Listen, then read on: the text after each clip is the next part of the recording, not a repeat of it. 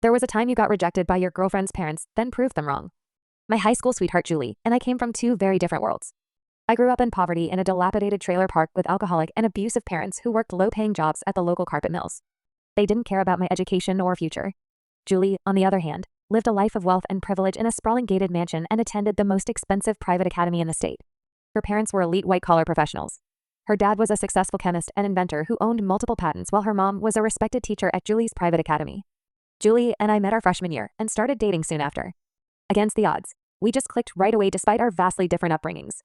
For over 2 years, she had started inviting me to all her family's lavish functions and on trips to their vacation homes in Europe. I never dared invite Julie over to my place. I was deeply embarrassed about bringing her to our rundown trailer park to see all the alcoholics and uneducated rednecks in my family. Julie's world was like a fairy tale compared to the squalor I lived in. Getting a glimpse into how the upper class lived was like entering a different universe. But Julie and I were so compatible despite our different backgrounds. We never had a single argument. I always minded my manners around her polite, cultured parents and made an effort to impress them with my modest intellect.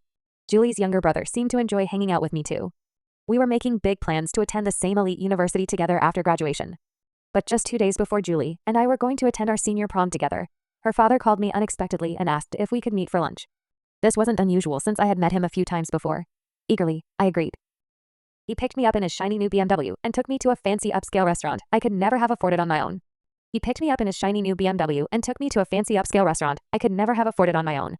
The gourmet food was delicious and conversation was light and pleasant like always. Life seemed great.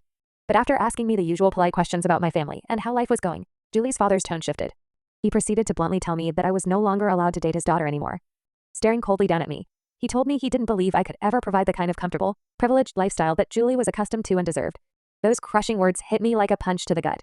No apologies were given for the sudden condemnation of our relationship. No further explanations were offered for destroying our hopes and dreams. Without even a hint of sympathy, Julie's father declared us done.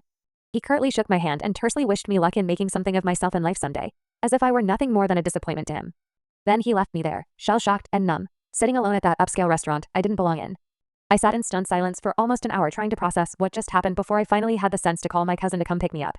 I was over 18 miles from our trailer park with no car and no money for a cab ride home. Meanwhile, Julie refused to take any of my desperate, tearful phone calls after that. I was devastated.